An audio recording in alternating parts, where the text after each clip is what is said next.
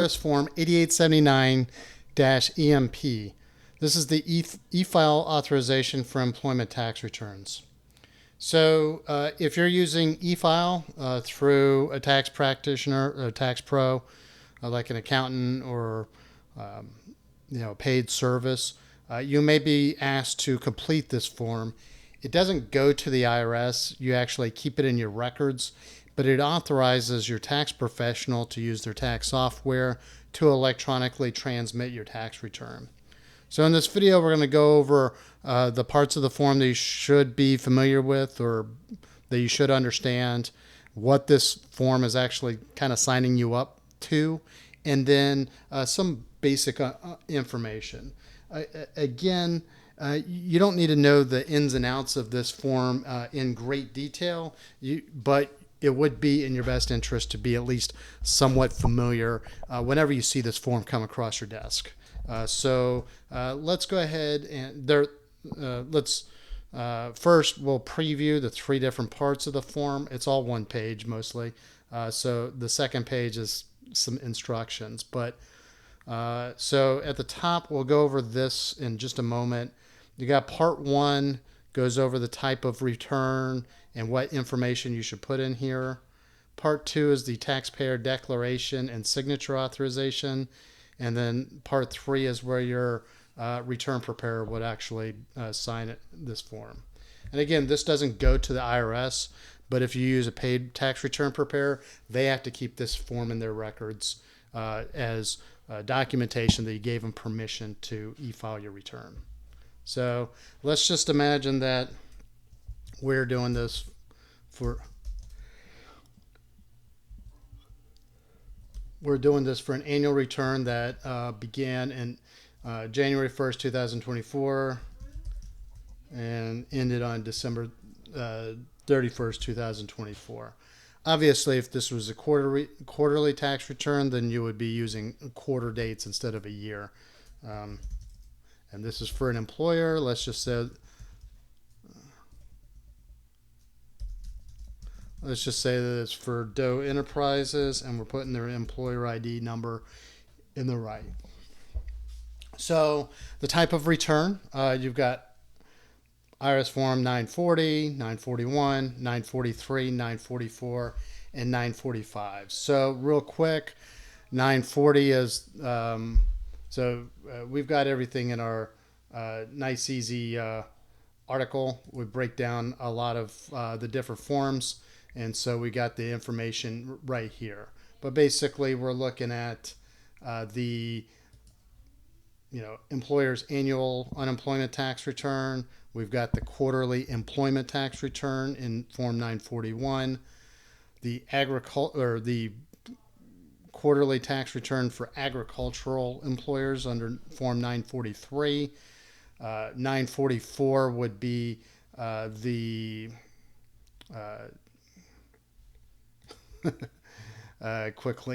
annual federal tax return, and then 945 is the annual return of withheld federal income tax. Sorry, had to cheat on this one. I spent so much time writing the article just now that I brain dumped all the names of the forms. So we do have we do have articles on just about all of these forms, and we've produced articles that go step by step in them. We'll include those links in the show notes if you need to click back to any one of these forms for reference. So you're only going to be using this to accompany one tax return. So depending on the tax return, you would select the appropriate one. So let's say we're doing the Form 941. You would check box 2A and then go over to box 2B.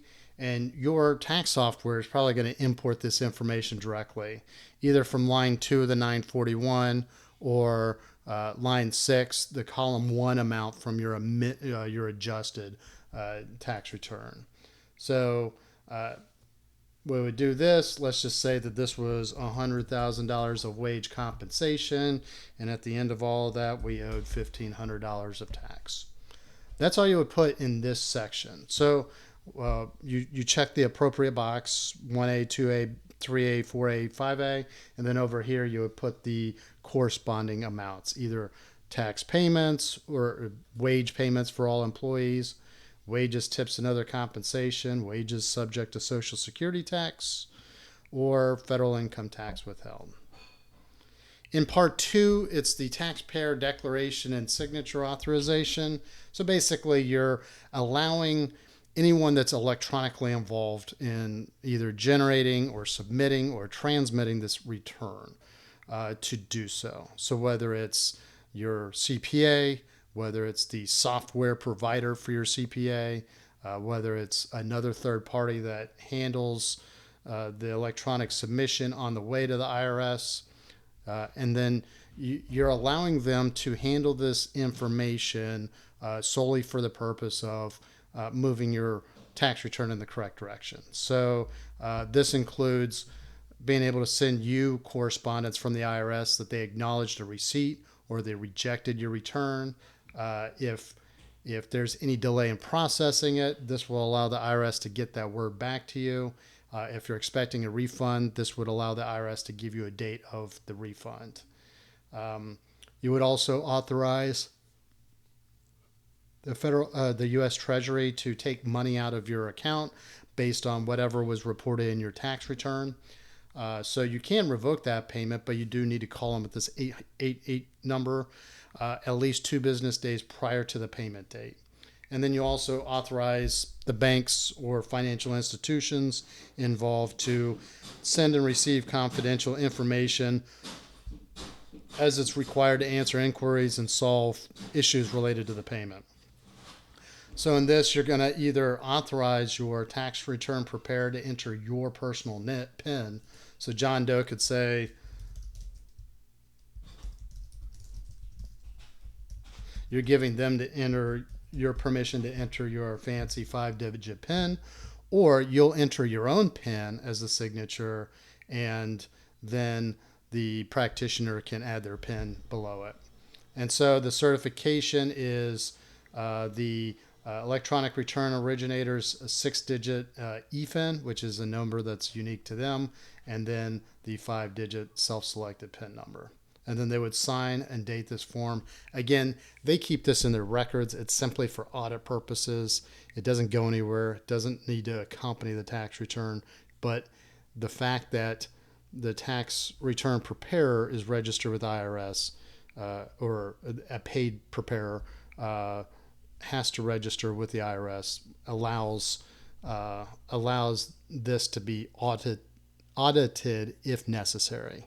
So it's not always audited, but if they ever need to take a closer look at your return, this kind of sets the groundwork to be able to do that.